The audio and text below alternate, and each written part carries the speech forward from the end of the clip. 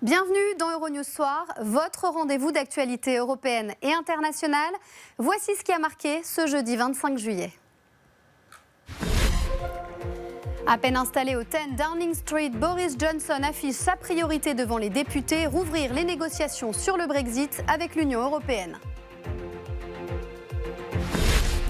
Dans l'actualité également, la mort du président tunisien Béji Caïd Essebsi, premier président élu démocratiquement dans ce pays en 2014. Et puis la canicule atteint son paroxysme en Europe. De nouveaux records absolus de chaleur ont été battus aux Pays-Bas, en France et en Allemagne notamment. On terminera ce journal avec le rêve évanoui de celui qu'on appelle l'homme volant. Frankie Zavata est tombé à l'eau en plein vol au-dessus de la Manche sur son flyboard. C'était donc le baptême du feu de Boris Johnson au Parlement britannique. Le nouveau Premier ministre s'est exprimé devant les députés au palais de Westminster. Un premier discours 100% Brexit dans lequel il a clairement affiché sa priorité, renégocier l'accord. Anis Fantino. Premier jour en tant que chef du gouvernement britannique pour Boris Johnson. Le nouveau locataire du 10 Downing Street a pris la parole ce jeudi devant les députés pour définir les grands axes de son action. Le Premier ministre britannique compte renégocier l'accord sur le Brexit pour sortir de l'Union européenne d'ici le 31 octobre prochain. Nous nous lancerons dans ces négociations avec la plus grande énergie et la plus grande détermination et dans un esprit amical. J'espère que l'Union sera également prête et qu'elle repensera son refus actuel de modifier l'accord de retrait.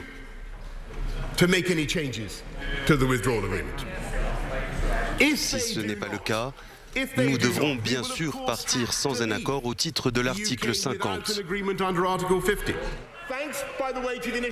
Boris Johnson tente aussi de rassurer dans l'hypothèse d'une sortie brutale de l'Union, mais il n'entend pas reporter l'échéance. Je tiens également à réitérer sans équivoque notre garantie aux 3 200 000 ressortissants européens qui travaillent et vivent actuellement parmi nous. Je les remercie de leur contribution à notre société et de leur patience. Et je peux leur assurer que sous ce gouvernement, ils auront la certitude absolue d'avoir le droit de vivre et de rester ici. Monsieur le Président, je veux terminer en disant clairement que je m'engage à respecter la date du 31 octobre pour sortir de l'Union. Une posture dangereuse qui pourrait porter préjudice à l'économie britannique, selon le chef de file de l'opposition, Jeremy Corbyn. Si le Premier ministre continue de chercher une absence d'accord inconséquente, reconnaît-il qu'il bafouerait directement la volonté exprimée par le Parlement ? L'industrie, les entreprises et les syndicats ont été absolument clairs quant à la menace que cela représente. Pas d'accord, cela veut dire pas d'acier, pas d'industrie automobile, les prix des denrées alimentaires qui grimperaient en flèche et des destructions d'emplois énormes. Boris Johnson a vivement critiqué l'accord obtenu en novembre dernier par Theresa May et dont les termes sont selon lui inacceptables. L'ancien maire de Londres demande l'abolition du filet de sécurité irlandais, l'élément sur lequel Bruxelles ne comptait pas transiger. En Espagne, la déception du chef du gouvernement, Pedro Sánchez. Il avait besoin d'une alliance avec la gauche radicale de Podemos, mais cela a échoué. Décryptage de la situation avec Ethan Hadji. 124 voix en faveur du candidat, 155 voix contre, 67 abstentions. Le résultat du vote au Parlement espagnol est sans appel. Pedro Sánchez, le chef du gouvernement, a échoué à obtenir la confiance des députés. Pour être réinvesti, le leader du PSOE avait besoin d'une majorité simple, mais il n'est pas parvenu à un accord de coalition avec la gauche radicale de Podemos. Les deux partis ne cessent de se renvoyer la responsabilité de cet échec. Les radicaux et leur chef Pablo Iglesias considèrent qu'ils auraient été cantonnés à un rôle de figuration dans le prochain gouvernement. De leur côté, les socialistes leur reprochent de ne s'intéresser qu'au portefeuille ministériel au détriment du programme. Minoritaires au Parlement, les socialistes ont maintenant jusqu'au 23 septembre pour retenter leur chance. Faute de quoi, de nouvelles élections anticipées seront organisées. En Lituanie, les associations des droits de l'homme sont vent debout contre les producteurs d'une publicité pour un jeu vidéo. Elles mettent en scène de manière très violente la communauté rome. Une enquête a été ouverte. Les explications de Fleur Martins. Des hommes, des femmes et des enfants roms dans le viseur d'une arme automatique. Une mise en scène qui pourrait ressembler à une très mauvaise blague, mais ces images ont bel et bien été utilisées comme publicité en Lituanie.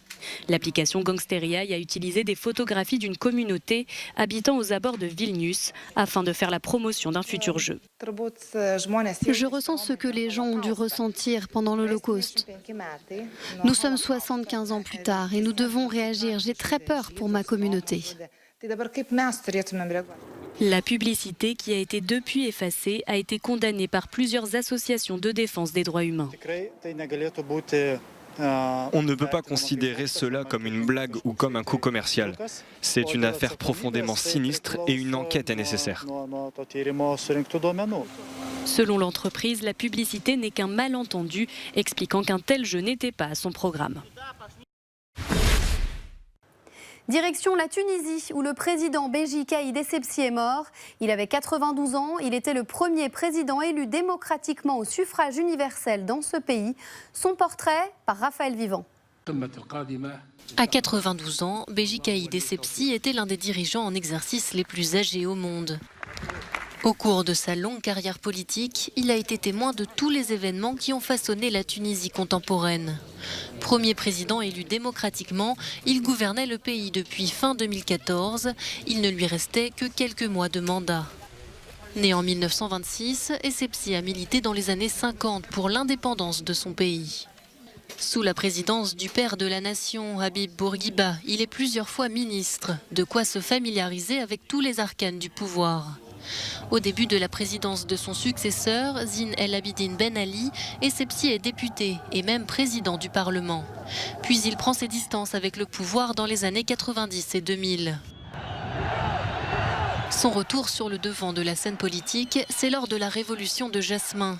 Janvier 2011, le régime de Ben Ali est balayé par la contestation populaire. Béji Caïd Essebsi fait alors figure de recours en raison de sa longue expérience de l'État. À 84 ans, il est nommé Premier ministre provisoire. C'est lui qui organise les premières élections libres en Tunisie en octobre 2011. 3 ans plus tard, il remporte la présidentielle sous les couleurs du parti qu'il a créé, Nida Tounes. L'histoire retiendra ses efforts pour promouvoir la place des femmes dans le pays, ainsi que le rôle qu'il a joué pour accompagner la démocratie naissante en Tunisie. Toutefois, certains estiment qu'Essebsi a conservé certaines habitudes propres à l'ancien régime, comme le népotisme, et qu'il n'a pas su relever l'économie du pays. Cela ne vous aura pas échappé si vous êtes actuellement en Europe. La chaleur est accablante, étouffante même. La canicule a fait battre de nouveaux records de température dans plusieurs pays. Voyez ce tour d'horizon avec Christelle Pétron-Gary. 40,4 degrés du jamais vu aux Pays-Bas. C'est la température la plus chaude enregistrée dans le pays où le mercure n'avait jamais atteint la barre des 40 degrés auparavant. En Europe, la chaleur atteint des sommets. Sur cette plage de la mer du Nord, cette canicule n'est pas pour déplaire. Beaucoup de gens vont dans le sud, en Espagne ou en France pour avoir de telles températures. Mais avec des jours comme aujourd'hui, ce n'est pas nécessaire. Nous avons le même temps ici. J'aimerais que ce soit comme ça tous les jours. En Allemagne, le thermomètre flirte avec les 41 degrés comme ici à Bonn. Un record absolu de chaleur pour la 2e journée consécutive. Des températures hors normes qui inquiètent. Dans les rues de Cologne, ces passants se disent préoccupés par ces conditions extrêmes. Je pense qu'il y a vraiment quelque chose qui se passe avec le changement climatique. Contrairement au président Trump, je suis convaincue que c'est en train d'arriver. Je le remarque dans notre maison qui devient de plus en plus chaude chaque été. Cette 2e canicule de l'été accable toute l'Europe occidentale. Elle marque aussi l'extension de la chaleur dans le nord de l'Europe. Des pics de chaleur qui ne seront plus exceptionnels.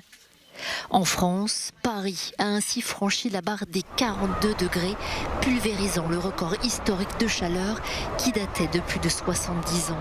20 départements allant du nord à l'Île-de-France sont en alerte rouge canicule et 60 autres en vigilance orange, soit environ 85% de la population française concernée.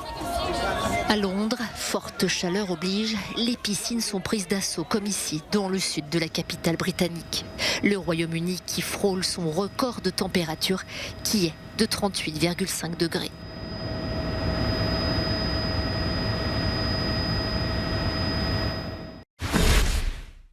Qu'en est-il des politiques menées en faveur de la lutte contre le réchauffement climatique? Fleur Martins a posé la question à l'une des spécialistes de cette thématique. Valérie Masson-Delmotte est la coprésidente du GIEC. Pour elle, les politiques européennes ne sont toujours pas à la hauteur. Pendant que les Européens tentent de se rafraîchir par tous les moyens, les experts du climat poussent une nouvelle fois la sonnette d'alarme. La canicule fait exploser les thermomètres et cela risque de se reproduire, même de s'aggraver à l'avenir. C'est le constat du GIEC, groupe d'études sur l'évolution climatique, qui préconise de réduire drastiquement nos émissions de gaz à effet de serre et de dioxyde de carbone. Si on continue à émettre toujours plus de gaz à effet de serre, la tendance des dernières années, ou simplement si ces émissions stagnent au lieu de diminuer, alors en fait on aura une accentuation de l'intensité du réchauffement et on aura en fait des vagues de chaleur qui auront une intensité encore plus sévère et aussi une durée qui pourrait être particulièrement longue. Dans le cas de la France, par exemple, des vagues de chaleur qui pourraient démarrer dès mi-mai et finir même au milieu de l'automne. D'après le rapport du GIEC, afin de limiter les conséquences néfastes, il faudrait stabiliser le réchauffement mondial à 1,5 degré, chaque fraction de degré en plus augmentant la fréquence et l'intensité des bouleversements. L'Union européenne s'est d'ores et déjà fixé l'objectif zéro carbone en 2050. C'est important d'avoir une ambition importante sur le long terme, mais c'est aussi important d'avoir une action efficace sur le court terme. Et on est dans une situation où aujourd'hui le rythme de baisse des émissions de gaz à effet de serre n'est pas à la hauteur des ambitions. Donc il y a vraiment une urgence à avoir une politique, je dirais une mise en œuvre efficace pour mettre en œuvre ces transitions et les mettre en œuvre d'une manière qui soit juste, c'est-à-dire en particulier qui protège les plus vulnérables. Souvent on parle de 2050, ça peut paraître lointain. Moi ce que je dis c'est qu'en fait en 2050, nos enfants auront notre âge en fait. Donc c'est vraiment préparer le monde avec lequel ils vont vivre. Dans son récent discours à Paris, la jeune militante Greta Thunberg a encouragé les politiques à écouter les scientifiques. Un appel renouvelé pour le 8 août prochain, jour où le GIEC doit rendre un nouveau rapport sur la dégradation des terres agricoles.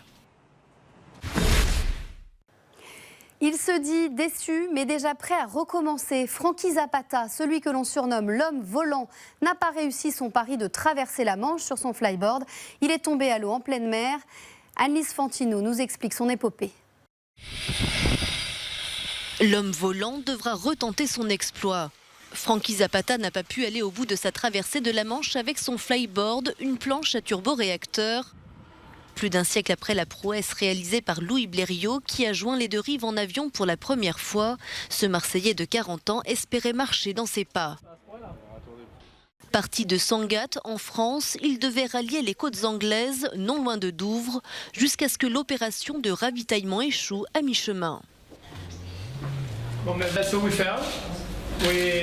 Nous avons donc échoué. Cela nous attriste, mais en même temps, nous avons réalisé le vol le plus lointain jamais effectué sur un flyboard. Nous avons fait 20,2 km.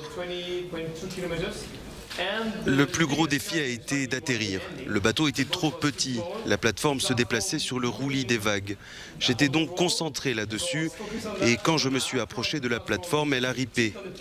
Elle a heurté le flyboard et ça a été un désastre. Mais on est de retour en France. On est de retour à la maison. Nous allons le reconstruire et recommencer. Francky Zapata avait fait sensation lors du défilé militaire du 14 juillet en survolant les Champs-Élysées. C'est la fin de cette édition. Merci de l'avoir suivi. L'information continue sur Euronews et les réseaux sociaux. Très belle soirée. À demain.